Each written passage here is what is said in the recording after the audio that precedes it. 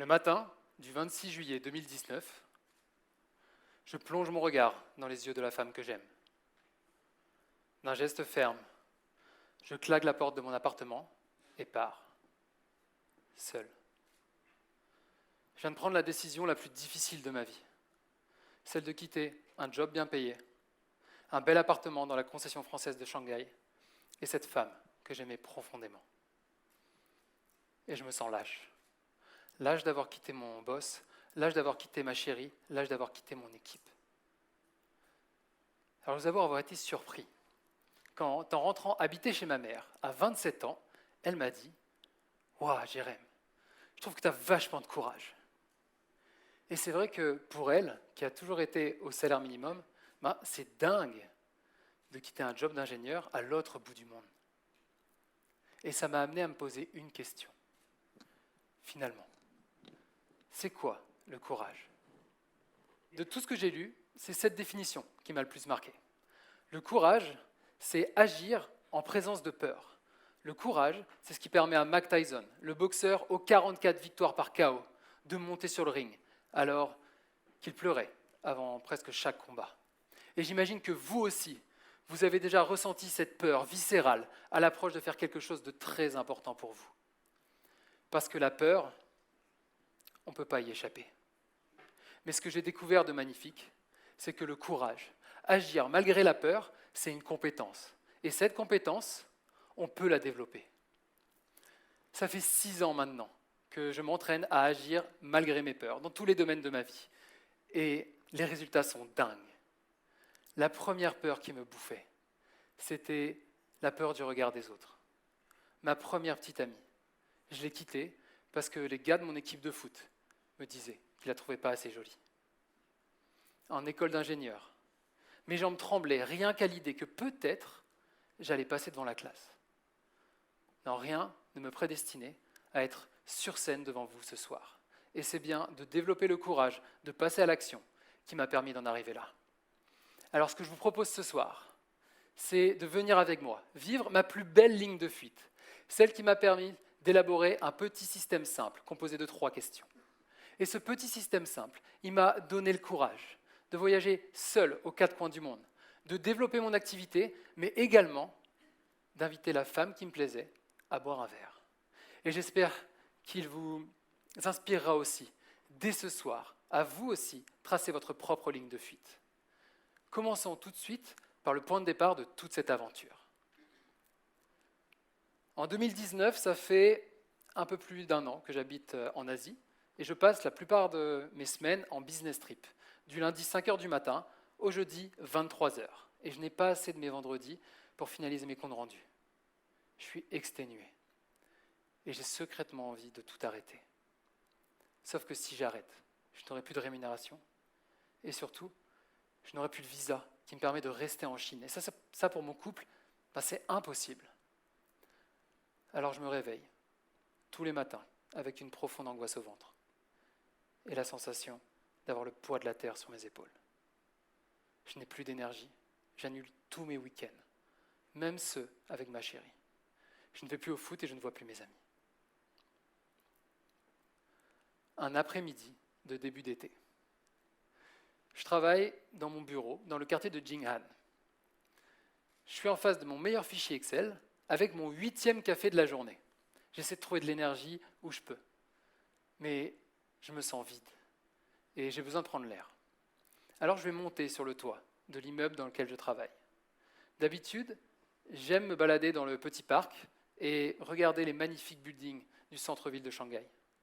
Sauf que ce jour-là, mon regard va être attiré par le vide qui me sépare des petites voitures que je vois tout en bas. Et pour la première fois, je vais ressentir le soulagement que je pourrais vivre si jamais je sautais là, maintenant, par-dessus la rambarde. Cette sensation, cette idée noire, ça a été le déclic pour que je passe à l'action. Concrètement, j'avais 2 choix. 1, rester ici, malheureux et potentiellement sauter, et 2, fuir, mais sans avoir aucune idée d'où aller. Et c'est sans connaître ma prochaine direction que je suis rentré chez ma mère et ma grand-mère en Bretagne. Et le truc, quand on ne sait pas où on veut aller, c'est que c'est dur de passer à l'action. Alors, pour ne pas rester bloqué au chômage chez ma mère, voici la première question du petit système simple que je me suis posé et qui peut vous aussi vous aider à définir votre prochaine direction. Cette question, elle prend la forme d'un exercice très simple. Tous les jours, pendant 10 jours, vous allez trouver 10 réponses à la question « Qu'est-ce que j'imagine que j'aimerais faire dans 5 ans ?» Et ne vous trompez pas, ce n'est pas « Qu'est-ce que j'aimerais faire dans 5 ans ?» C'est bien « Qu'est-ce que j'imagine que j'aimerais faire ?» Le mot « imagine », il est super important, parce qu'il nous permet d'avoir le droit à l'erreur. Parce que jusqu'à preuve du contraire, si vous vous posez la question, c'est que vous n'avez pas encore la réponse. Alors je vous le redemande.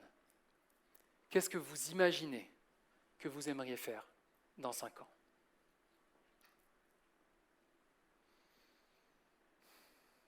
Au bout de 10 jours, vous devriez avoir une centaine de réponses. Mais le truc, c'est qu'il faut en choisir une pour se mettre en action. Et voici 3 critères que j'ai utilisés et que vous pouvez copier si vous le souhaitez. Premièrement, je voulais que mon prochain projet, il soit fun. Je voulais aussi que mon prochain projet, je puisse le lancer rapidement. Et je voulais aussi pouvoir me le permettre financièrement. Parce que les économies, dans ma famille, et surtout pour ma grand-mère, c'est un vrai sujet. Ma grand-mère, elle est née en 1935, à Anvec. Et j'imagine qu'ici, tout le monde s'est placé Anvec sur la carte de France. Donc pour les 2-3 qui ne savent pas, c'est une petite commune en Bretagne. Et à l'âge où certains d'entre nous postaient déjà nos premières stories Instagram, ma grand-mère, elle travaillait dans les champs pendant la Seconde Guerre mondiale. Et elle a passé le reste de sa vie avec mon grand-père à économiser pour que ses enfants et ses petits-enfants puissent faire de grandes études. Alors, imaginez sa tête quand elle a appris que son petit-fils, l'ingénieur, allait utiliser ses économies pour devenir crépier. Et c'est à contre-cœur qu'elle m'a laissé partir en Espagne dans une petite crêperie bretonne et qu'elle m'a vu revenir 6 mois plus tard parce que le Covid nous a fait mettre la clé sous la porte. Bon là, elle s'est dit « Ouf, c'est bon, il va reprendre son travail d'ingénieur ». Mais c'était sans compter sur la confiance et le courage que j'avais gagné. Je m'étais prouvé à moi-même que si j'investissais sur moi, j'étais capable de générer de l'argent après coup. Et j'ai voulu aller faire ça un tout petit peu plus loin. Et quand je dis un tout petit peu plus loin, j'ai dû annoncer à ma grand-mère que j'allais partir en Polynésie française, devenir instructeur de plongée. Je me voyais déjà parcourir les plus beaux spots de plongée de la planète et elle me voyait déjà me faire manger par les requins, ou pire, que je mange moi-même toutes mes économies. Et une nouvelle fois, à contre-cœur, elle m'a vu partir. Et une nouvelle fois, elle m'a vu revenir, quelques mois plus tard, avec le diplôme d'instructeur de plongée en poche, mais aussi l'interdiction de faire ce métier. Lors de ma 151e plongée, j'ai failli mourir. Et mon rêve s'est écroulé. J'imagine que, comme pour ma grand-mère, vous vous seriez dit, bon, elle a, c'est bon, fini les conneries, il va reprendre son travail d'ingénieur. Alors imaginez une nouvelle fois sa tête, quand cette fois elle a entendu que son petit-fils allait utiliser le reste de ses économies pour devenir coach en développement personnel. Elle ne sait même pas que ce métier existe. Mais à ce stade, j'en ai plus grand-chose à faire. Je n'ai plus peur de la décevoir. Parce que toutes mes expériences, elles m'ont convaincu d'une chose. C'est que peu importe le domaine que vous choisirez, si vous avancez pas après pas, vous avez une chance d'y arriver. Et pour réussir à vivre de mon activité, j'ai dû me dépasser une autre peur, aussi viscérale que la peur de décevoir ma grand-mère. Et cette peur, c'est la peur de parler en public, d'oser me montrer.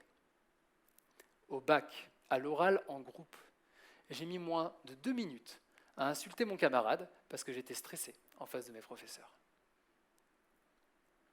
Et le premier petit pas que j'ai fait pour dépasser cette peur de parler en public, ça a été tout simplement de faire un premier post Instagram avec mon visage dessus. Le deuxième petit pas, ça a été dans une auberge de jeunesse au Mexique, de proposer de faire une présentation devant 5 personnes. pieds nus et en short, s'il vous plaît. Ce qui m'a permis ensuite de la refaire devant 10 personnes, puis 15 personnes, jusqu'à arriver à l'année dernière, avoir le courage de passer sur scène devant 1000 spectateurs. Pour le Jérémie de 20 ans, même de 25 ans, ça paraît complètement fou. Dépasser ses peurs, c'est avancer pas après pas. Vous trouveriez stupide de tenter de monter à une échelle en enlevant les 10 premiers barreaux. La deuxième question que je vous invite à retenir et qui peut vous aider à développer votre courage pour passer à l'action, c'est la suivante. Quel est le premier petit pas que je peux faire et que j'ai envie de faire ? Que ce soit cette photo sur les réseaux, que ce soit de dire bonjour à cette personne qui vous plaît, ou que ce soit même de faire 1 kilomètre de marche tous les jours devant chez vous. Ces petits pas, mis bout à bout, peuvent vraiment vous faire réaliser des exploits que vous n'imaginiez même pas possibles. Jamais le Jérémie, en haut du toit de l'immeuble à Shanghai, aurait imaginé qu'en investissant dans une petite formation pour faire des crêpes, il se retrouve 6 ans plus tard sur la scène d'un TEDx. Alors je sais ce que certains peuvent être en train de se dire là maintenant. Bon, c'est bien beau le courage, mais moi, j'en ai pas trop besoin. Dans ma vie, ça va bien et je suis bien à mon rythme. Et vous avez raison. Le truc, c'est que des fois, la vie, elle ne nous laisse pas le choix que de faire preuve de courage. On est en février 2025 et sur le papier, humblement, j'ai tout réussi. Je travaille pour le client de mes rêves. Je vis avec une femme que je trouve extraordinaire et j'habite dans l'une des plus belles villes du monde. Mais sur le papier, sur le terrain, je me réveille tous les matins avec une profonde angoisse au ventre et la sensation d'avoir le poids de la terre sur mes épaules. Je suis terrifié à l'idée de perdre ce client et terrifié à l'idée de perdre ma chérie. Un soir où j'ai envie de tout abandonner, j'appelle ma coach, Agnès. Et Agnès, elle va me poser une question qui va tout changer.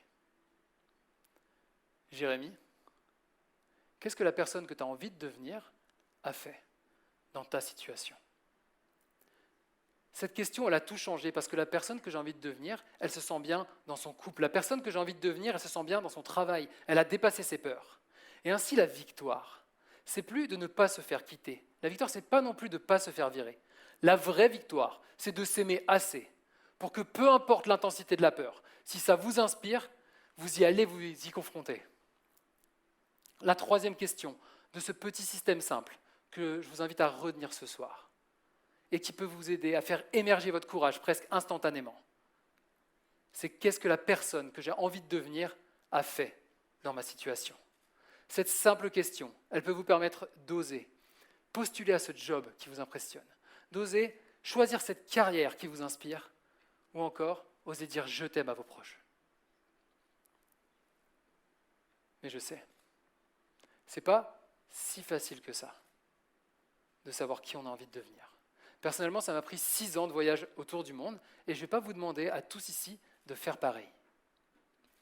Alors ce que je vous propose de faire pour vous entraîner à définir qui vous voulez devenir, c'est de fermer les yeux. Allez-y, fermez les yeux. Et imaginez-vous, à 90 ans, un magnifique livre à la main.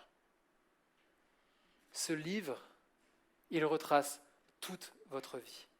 Et vous l'ouvrez délicatement à la page du 31 décembre de l'année prochaine.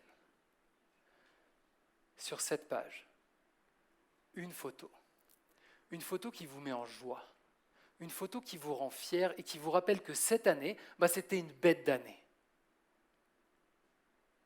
Quelle est la victoire que vous voyez sur cette photo ? Avec qui vous êtes en train de la fêter ? Où est-ce que vous êtes en train de la fêter ? Prenez le temps de ressentir ce que ça vous fait, de voir de quoi vous êtes capable. Et prenez le temps de l'accrocher dans un coin de votre tête pour pouvoir y revenir plus tard. Et tranquillement, vous pouvez revenir avec moi et ouvrir les yeux. Ce petit exercice, je vous invite vraiment à le refaire régulièrement pour vous entraîner à définir qui vous voulez devenir et ce que vous voulez atteindre. Je pense que vous l'aurez compris, dépasser mes peurs, à transformer et continuer de transformer ma vie au quotidien. Alors que vous ayez un gros challenge aujourd'hui, ou que vous vouliez simplement vous entraîner à développer le courage de dépasser vos peurs petit à petit, vous avez maintenant un petit système simple qui peut vous y aider. Trouvez 10 réponses, tous les jours pendant 10 jours, à la question « Qu'est-ce que j'imagine que j'aimerais faire dans 5 ans ?» Demandez-vous « Quel est le premier petit pas que je peux faire et que j'ai envie de faire ?» Et rappelez-vous, qu'est-ce que la personne que j'ai envie de devenir a fait dans ma situation? Il y a quelque chose de magique à vouloir dépasser ses peurs et à les dépasser. Alors utilisez ces questions sans modération, pour vous et pour les autres. Il y a une dernière chose, très personnelle, que j'ai envie de vous partager. Ce qui me rend vraiment fier aujourd'hui, ce n'est pas d'avoir voyagé aux 4 coins du monde. Ce n'est pas non plus de passer sur scène. Et ce n'est pas non plus de vivre de mon activité. Ce qui me rend vraiment fier aujourd'hui, c'est que pendant des années, ma grand-mère, quand elle m'appelait, elle me demandait « Quand est-ce que tu redeviens ingénieur ?» Et aujourd'hui, dans les messages vocaux qu'elle m'envoie, tous les soirs, elle me demande « Comment se passe ta nouvelle aventure ?»